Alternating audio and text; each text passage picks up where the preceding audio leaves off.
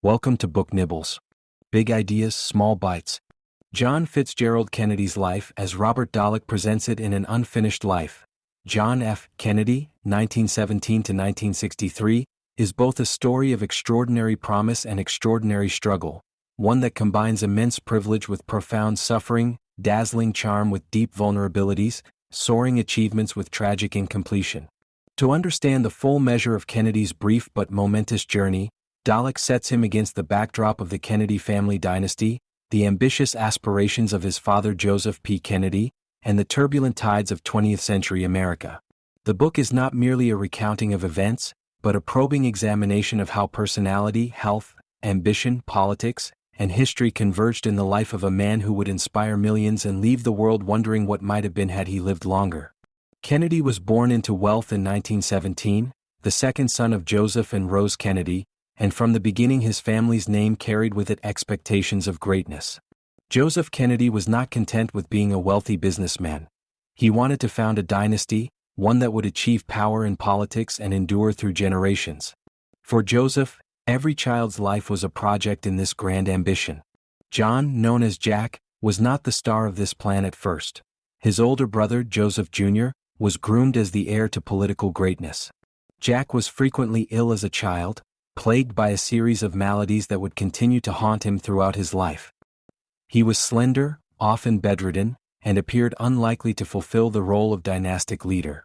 Yet it was precisely these struggles that forged in him a resilience, an ironic humor, and a kind of self-awareness that would later win people over. Where Joe Jr. was serious, dutiful, and in some ways rigid, Jack had a lightness and charm, a capacity to put people at ease that made him magnetic. The Kennedy household itself was competitive, filled with high expectations. Joseph Kennedy encouraged his children to aim for greatness, measuring themselves against each other and against the highest standards. Rose Kennedy enforced a strict Catholic discipline, but it was Joe's driving ambition that truly shaped the children. Jack grew up aware of this pressure, but his personality made him both a participant in and an observer of his family's relentless striving. He could play the game of ambition, but he could also step back, joke about it, and treat life with a sense of detachment that became one of his defining qualities. This combination of engagement and detachment would mark his political style. He could immerse himself in crises but retain a cool, ironic distance that gave him perspective. Jack's education reflected both privilege and curiosity. He attended elite schools and eventually Harvard, but he was not a model student in the conventional sense. He was more interested in reading widely, debating ideas, and writing.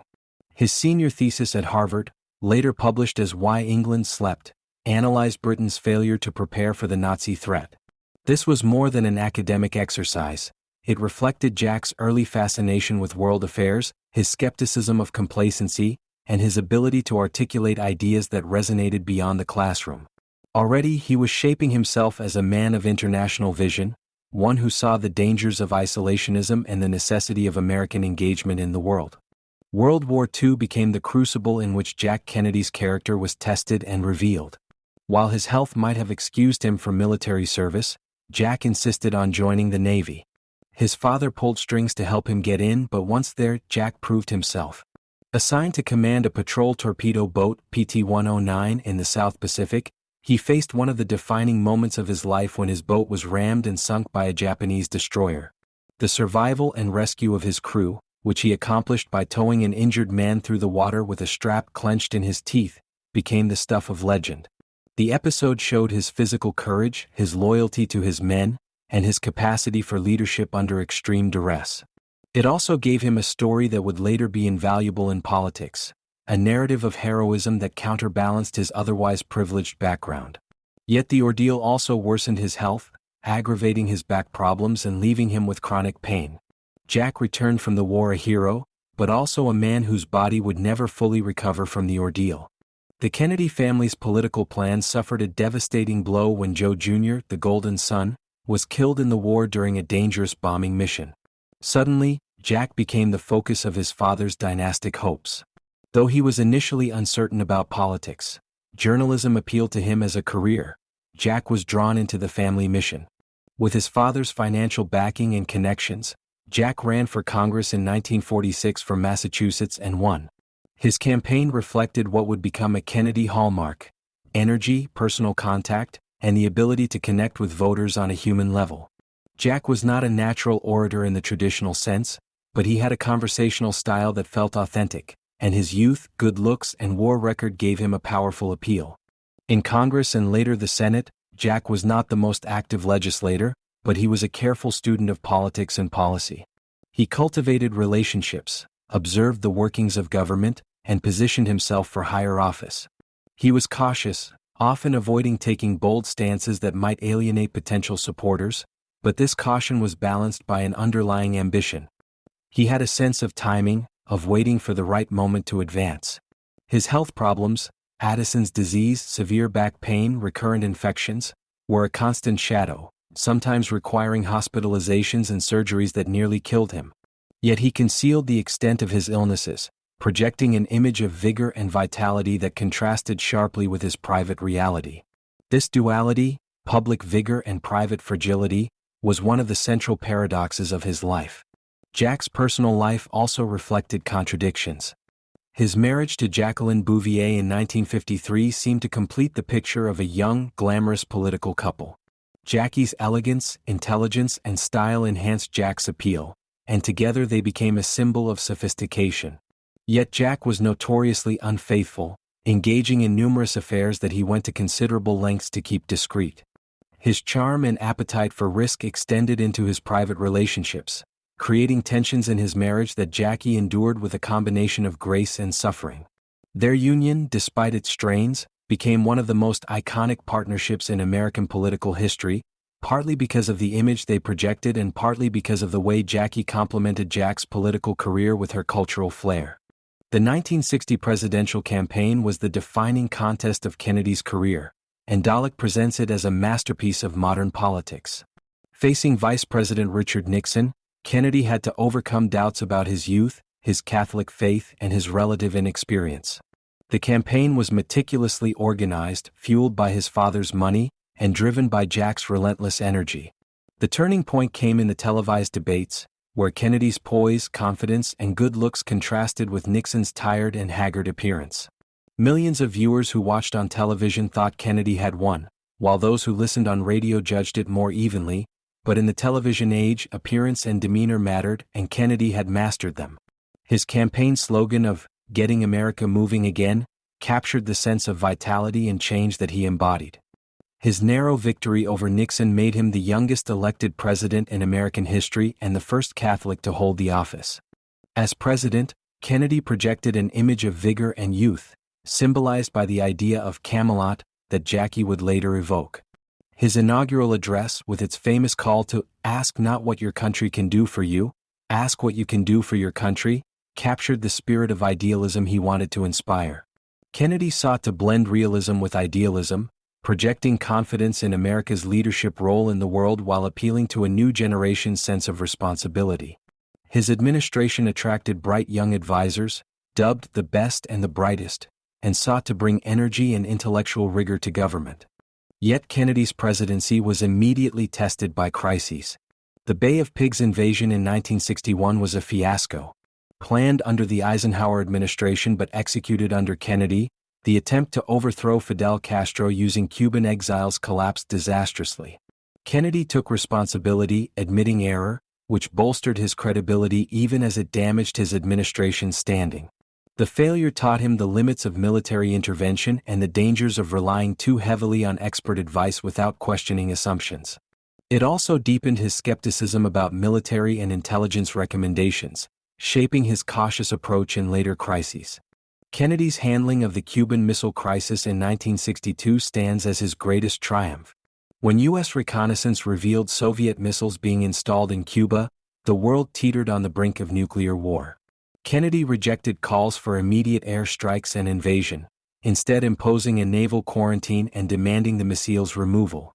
Over 13 tense days, he balanced firmness with restraint, engaging in back-channel diplomacy with Nikita Khrushchev while resisting the hawks in his administration. Ultimately, the Soviets withdrew the missiles in exchange for a U.S. pledge not to invade Cuba and a secret agreement to remove American missiles from Turkey. Kennedy's cool management of the crisis, his ability to hold firm without escalating to war, was perhaps his finest hour, reinforcing his belief in the necessity of measured judgment in moments of peril.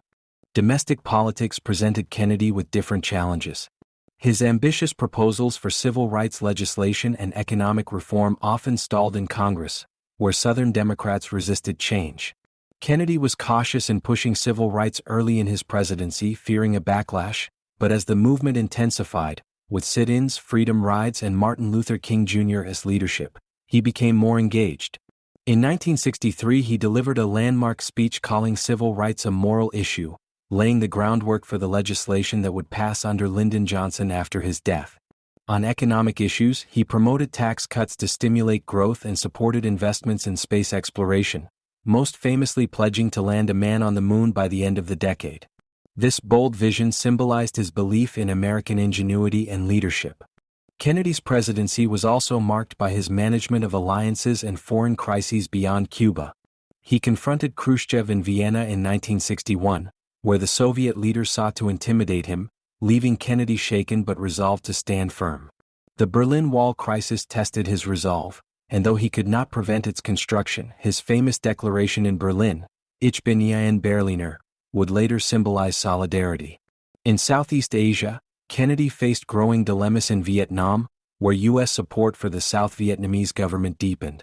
He increased advisors and aid but remained ambivalent about full-scale involvement, leaving an unresolved legacy that would explode after his death. Behind the public image of vigor, Kennedy's health remained a constant battle. He suffered from Addison's disease, requiring steroids, and his back pain was so severe that he sometimes could barely walk. He underwent multiple surgeries, some nearly fatal. He relied on an array of medications, painkillers, stimulants, sedatives, to keep functioning. Yet he concealed all of this, projecting youth and vitality.